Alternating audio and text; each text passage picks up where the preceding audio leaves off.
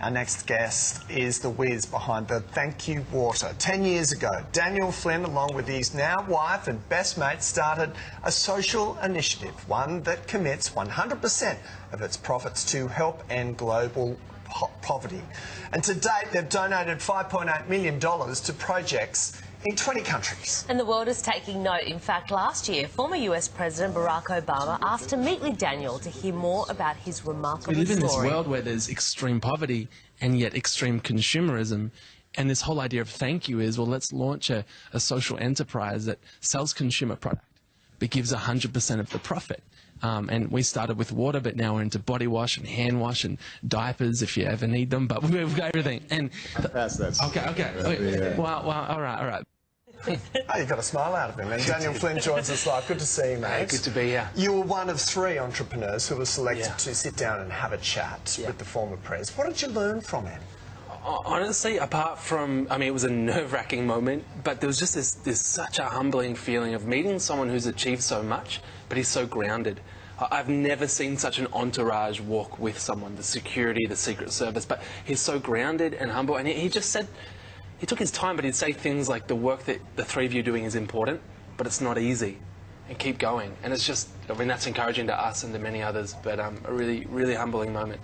That was, without a doubt, one of the highlights of last year, but you also very openly said that last year, 2017, was the hardest year for you and for the company. Yeah. Why? What happened?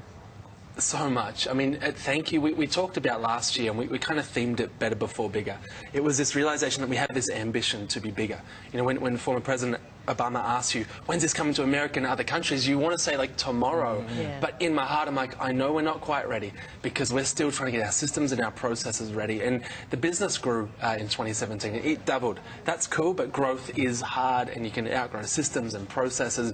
And we've gone on that journey. So we had to make some pretty tough calls to pull back from some areas, invest in others, but now we're firing again, and it's really exciting. Now, you've launched a new and improved nappy range, and you made a pretty bold promise if parents aren't happy. Yes, we did. So we said, we'll get you through the night, and if we can't, we'll send you a box of Huggies. Who's your biggest competitor? So that's your competitor. Yeah, now it is. But look, we didn't want to make it about them. We wanted to make it about parents, because we know it's a huge risk to switch brands. Like, if you lose a night's sleep, you are not happy with the nappy company. So we said, hey, we'll get you through the night, and if we can't, we'll send you what is the current market leader. And we thought, well, what's going to happen? But it's gone really, really well. So you had to improve the product. Yeah, look, we did. I mean, for us, it's about continual improvement, and so we get feedback all the time. We improve it, and right now the nappy that's on the market is by far our best, and the results show it.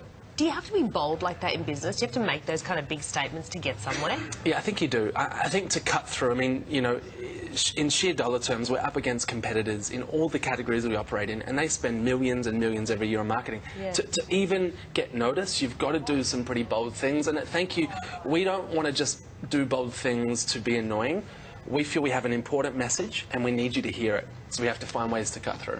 And I suppose that comes through, you know, getting a decent spot on a supermarket shelf, right? That's it. Hey, Daniel, how do you overcome your fears, like failing?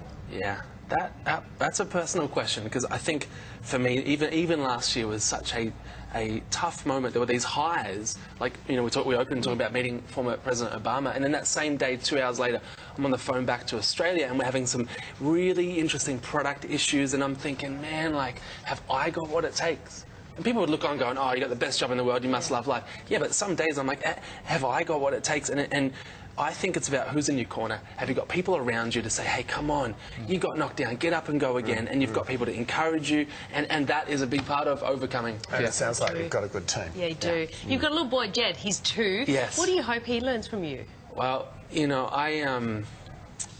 other than I want him to take over Thankyou, I just want, I kind of want him to be him and realise that, hey, you can change things in the world.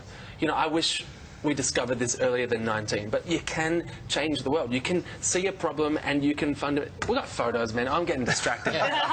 This kid is my world, and I look forward to seeing what he does and this next generation does. Yeah, right, so you launched 10 years ago. Yeah. Question, where do you see yourself in another 10 years? We got some pretty big dreams. Honestly, we're launching in New Zealand in 3 weeks' time. So I flew in from Auckland this morning. I'm back tonight. In 3 weeks' time, product hits the shelf. That's the first country outside of Australia. we hope there'll be many more to come, and I can update you on that as we grow. And update Obama, because he's the one who's asking, right? I'll send him a Keep him text or posted. something. Exactly. Yeah. And helping the world in the process, which is a good thing in Yeah. poverty. Thank you. Yeah, nice one, Tanya. All the best in New Zealand.